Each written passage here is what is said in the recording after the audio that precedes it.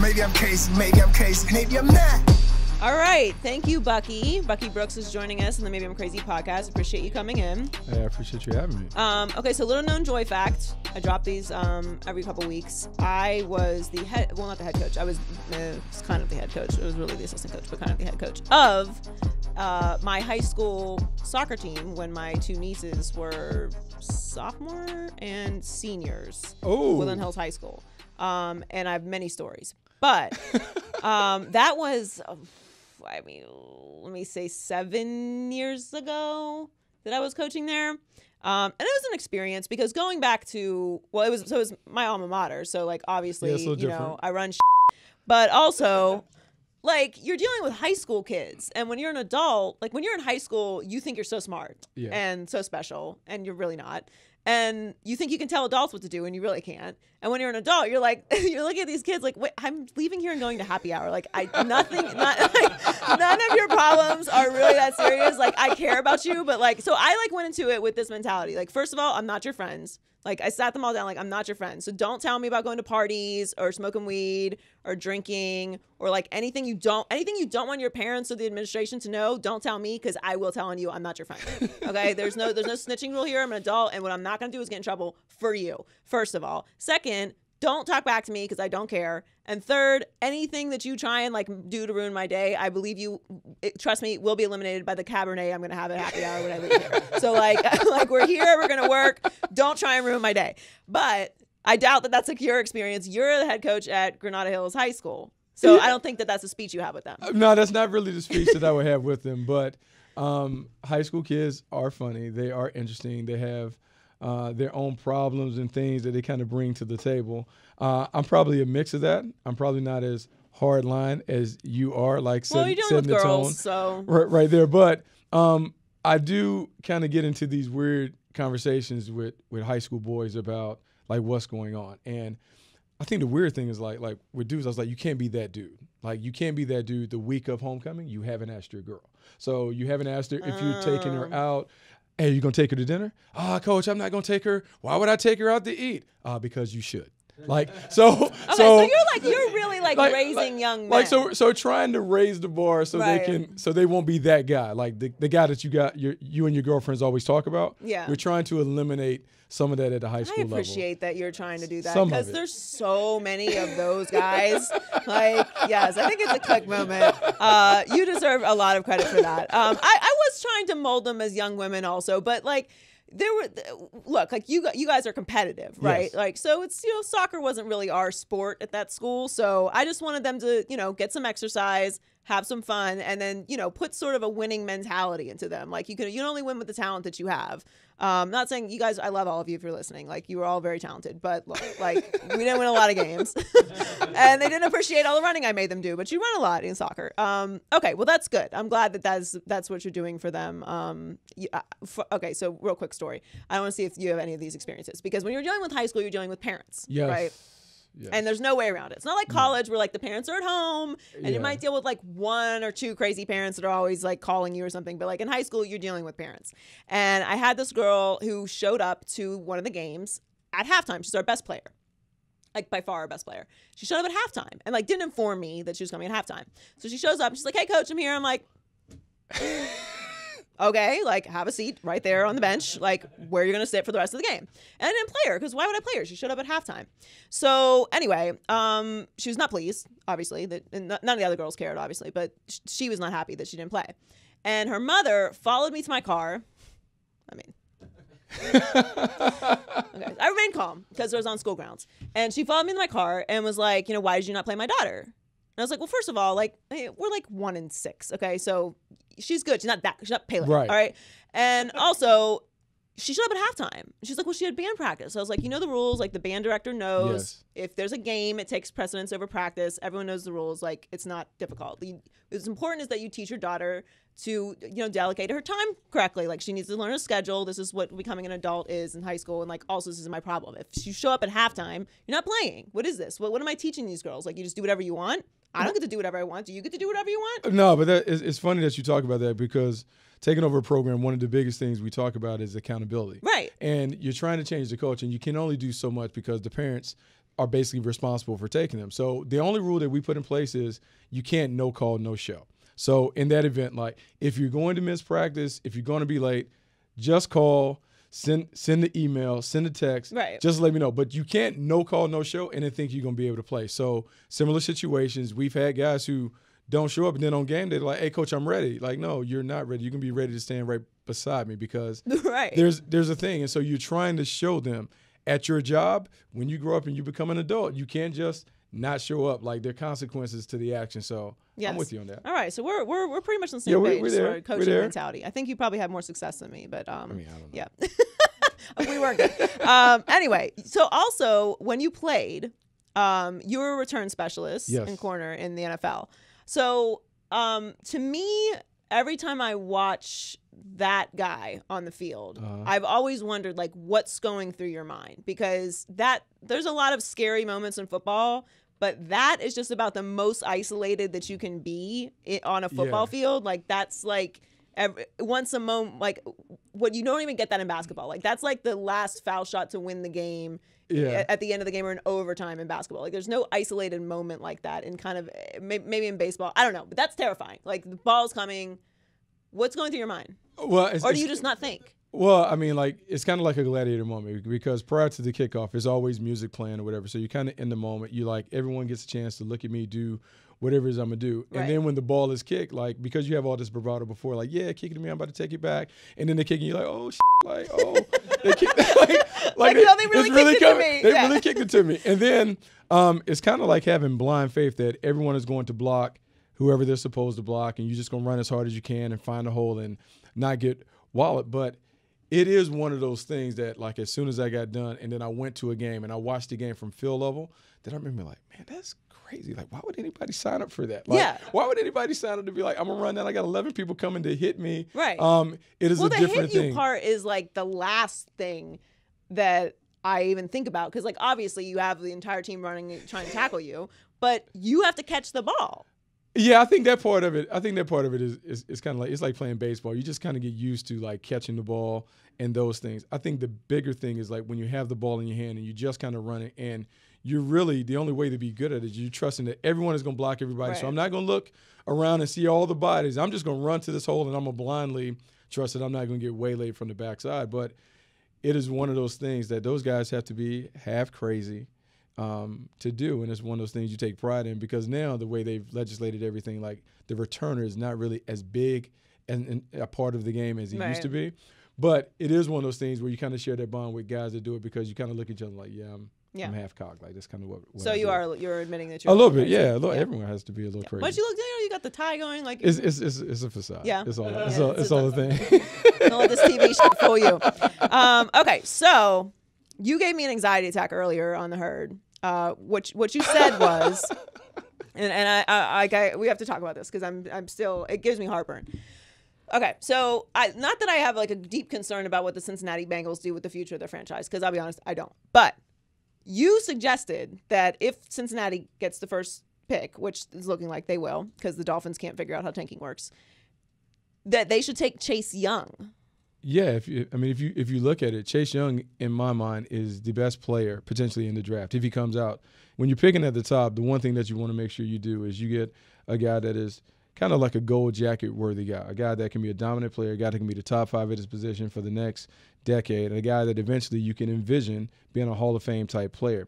When you look at the quarterbacks that are in this draft class, unless you are confident that these guys are far superior to the position players that are available, it is best to take the best position player if he qualifies. And I know we've been in this time where everyone feels like you have to have the quarterback to win, and you do, but you have to make sure that guy is worthy of being number 1 overall. I know we talked about Joe Burrow and Tua and Justin Herbert, but you just have to make sure that those guys are superior to the other guy. If it's close, yes, you can take the quarterback, but if not, take the best player. But you don't think it's close? Oh, I think it could be close. I think we just have to wait and see. I think the thing about with Tua's been beat up. He's been injured. No, I'm with you on Tua. The majority of his career. Yeah. Joe Burrow, Like, let's be honest. Like, this year has been the year where he's come out. But prior to this year, was anyone talking about Joe Burrow being the number one overall pick? No, but I mean, isn't it the goal to develop? I mean, it is to develop, but you would like to see someone who has been consistently dominant over a sustained period in college. He's been great this year. But remember, he got beat out at Ohio State. He finds his way to LSU. Last year at LSU, he was fine, but he wasn't someone that we were talking about. This year, he's been terrific. He has a great supporting cast. We just need to make sure that Joe Burrow is the real deal before we anoint him the number one. Okay. Well, I love Joe Burrow, and I thought that game against Alabama was incredible. I'm with you on Tua. I call it women's intuition. I don't know, but like something about Tua is not. I don't know. I don't know about Tua. Like I just can't. I can't figure it out what it is, and it's probably the injuries, or maybe just because he's the Alabama quarterback. And I haven't seen a successful Alabama quarterback. There hasn't been one really. So that's why I like Burrow. If I'm a Cincinnati Bengals fan and you take Chase Young, I might faint on this. Like what that to me, like I can actually tell you what that experience was like for me, because I was bartending at a sports bar. Sort of, and it was like a Hooters, and it's called Wing House, and I'm watching the draft, and the draft is happening, and it's the Dolphins pick, and I'm like, yes, we're getting Brady Quinn, right? Like we're like Dolphins haven't had a quarterback in like 20 years. Of course we're taking Brady Quinn, right? And then I take Ted Ginn Jr. and I fainted. Not really, but I couldn't work. I could not work. I couldn't function. I was acting like I'm acting right now. Like I was like, what like just happened? Like how? What do you mean? Who's gonna throw to him? Who's gonna throw to him? We don't have a quarterback. It doesn't matter if he's not like the best. Obviously, Ted Ginn Jr. was more talented, but like you don't. Who's gonna throw the ball to the receiver? But Ted Ginn Jr. is still playing, and Brady Quinn is working in TV. And neither one of them are playing for the Dolphins. Like it doesn't make any sense. Like Ted Ginn Jr. did not have a successful stint with the Dolphins because they didn't have anyone to throw to him. I mean, I understand it, and I understand like everything is driven by the quarterback. Very emotional moment for me. I'm sorry. It is very emotional for a lot of people. Like we've seen it time and time again. It was kind of like the Daniel Jones thing in New York. Everyone is upset because Daniel Jones isn't supposed to be the pick. Yeah. I think for the Bengals, they have to make sure that if they're trying to set up the franchise for long-term success, you got to take the best player. If you take the best player at each possible position, you can't go wrong. So that's your draft mentality? Take the best player on the board? Take the best player. Don't settle. Okay. Don't settle. Well, you know what? That's kind of your mentality in life. You're teaching these young men to be better. Don't settle. Going to take the best one on the board. All right. So speaking of the Dolphins, they're tanking badly, but that's But they've been winning. Right. That's what I'm saying. They're bad at tanking. They're bad at everything. They're bad at they just can't do anything right. But I hate tanking at the highest level. It goes against everything I believe in. I think the way that you operate is the way that the Ravens operate, which is even if you don't make the playoffs, you stay consistent and relevant and build a good team and then make a move to get the guy. Don't just be a disaster consistently for like 20 years and then hope that one guy's going to come in and turn your franchise around. That said, I like Brian Flores, and I do think that they play hard, which is why they keep winning. But do you believe that this tanking plan that they have is going to work? No, because I don't think they're ultimately going to tank. I think it's hard to say that we're going to deliberately lose because there's a college guy that we know can reverse the fortunes of the franchise. What the Dolphins are attempting to do is they're trying to build a foundation. I do like what they're doing in terms of how they're playing hard under Brian Flores. I think that speaks to the culture that he's trying to create in the locker room. The guys are obviously responding to it. Now, the trick will be they have 1 million draft picks in the top rounds over the next 2 years.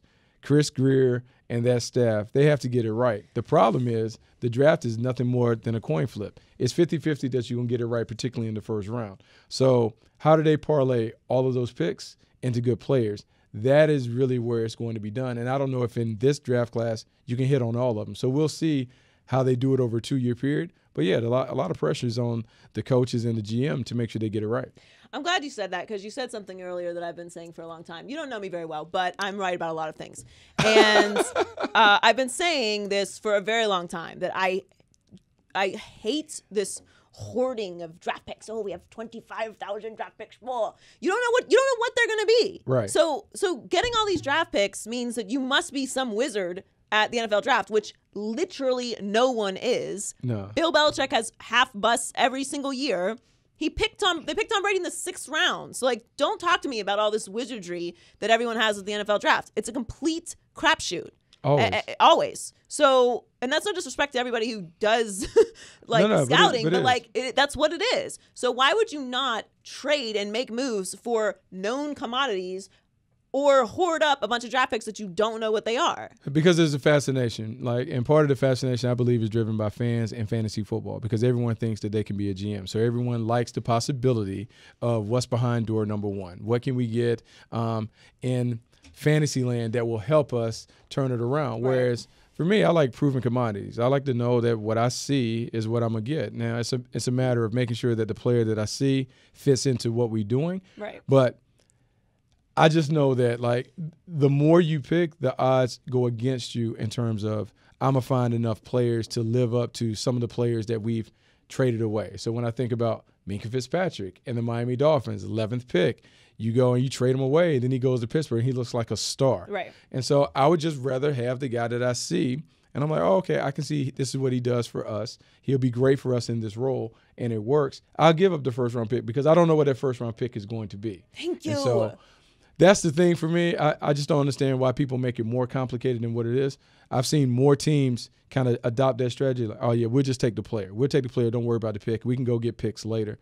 Take the player. Take the player. Thank you. And I think that the reason why this happens so much in the NFL is because it's very difficult to establish a culture. Like, when you think of NFL teams that have cultures, the Ravens, the Patriots, the Saints, the right now looking like the 49ers, yes, the Seahawks. So when you have a culture, you can say, okay, this guy fits into our culture. This guy doesn't fit into our culture. So then you can evaluate players and make trades based off of that, because you have actual professional data and not college data on these players. And a lot of teams are just like, we don't know what we are, just whatever. Like, we'll find a guy in the draft, because they don't know what their team is anyway. Yeah, the vision has to be set by whoever's at the top, whether it's the GM or the head coach, whatever the vision of what the team is going to be, like, it has to follow in that. I think the teams that you mentioned, you're right, the culture has been established. Like, everyone has an identity. You know exactly what you're getting. Right. And I think, like, I use the Pittsburgh Steelers for an example. I think everyone has a vision for what a Pittsburgh Steeler is. You kind of know what those guys are going to look like. They're blue collar, they're tough, they're physical, they're going to do all the things that you expect them to do in a rugged way. If you don't have that established, you are just kind of peeing in the wind, trying to figure out, like, oh, I'm going to take this guy, I'm going to take that guy, and it doesn't work. And so get the culture right. Some of the way that you can establish a culture is by drafting guys, but you have to really know their background and know how they are. And so it's trying to find the common denominator with each guy that you bring into the locker room to make sure it's right. I'll take your word for it on the peeing in the wind thing. Should we still have reservations about Lamar Jackson based off everything you just said, like evaluating someone, having a strong culture, and seeing if they work for that team? I think Lamar Jackson has taken an incredible step up in his development from last year to this year. But I still kind of feel like there's a little bit of hesitation with him, and maybe it's because he's so unique. Yeah, because it's different. Like, we're slow to adapt to change. And so Lamar Jackson is different than any quarterback that we've seen, because he does so much of it with his legs, and he's running around and he's making plays. You just wonder, can he sustain this in the National Football League, when we've been conditioned to think the quarterback that plays for a National Football League team has to be a guy that throws from the pocket. He has to play a certain way because everyone tells us that that's how they have to perform. But Lamar Jackson is different. And I think if you go to your local high schools and you really look at the college game, there are far more Lamar Jacksons than Tom Brady types. And so we have to get used to seeing the Lamar Jackson types take over. And when you really look at the MVP race, I think it's interesting the changing dynamic at the quarterback position. You have Russell Wilson, you have Deshaun Watson, you have Lamar Jackson.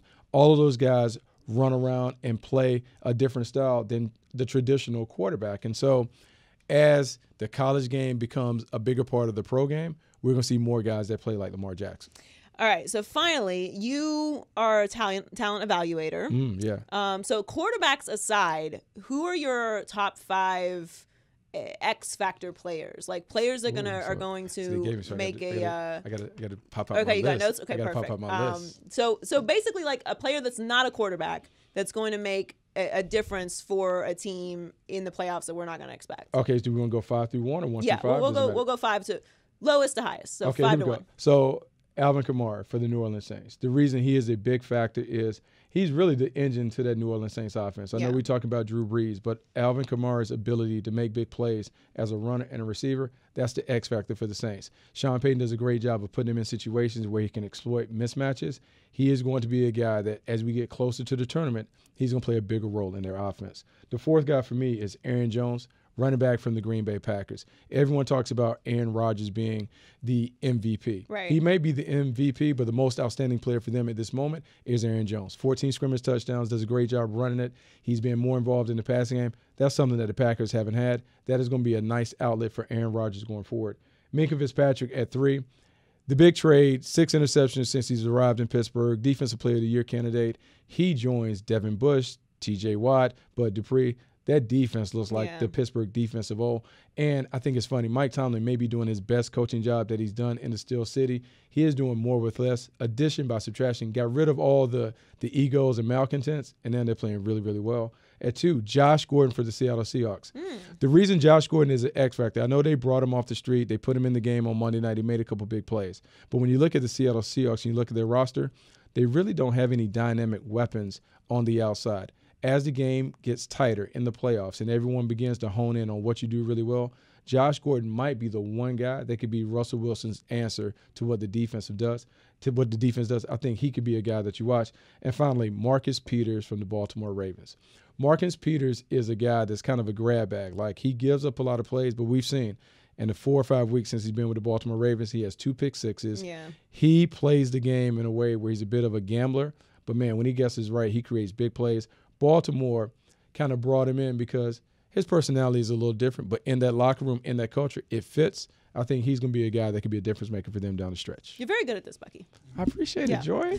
I appreciate it. You're very good at that. I appreciate it. Thank you so much for joining us. Hopefully we can have you on on again. We learned a lot today, and now I honestly feel like I could, be an NFL GM. Oh, you're right like there. You got it. I mean, look, we were on the same page about like 99% of stuff. So not about the Bengals thing. I'm off on that, but everything else, pretty solid. Thanks for joining us. Thanks for having me.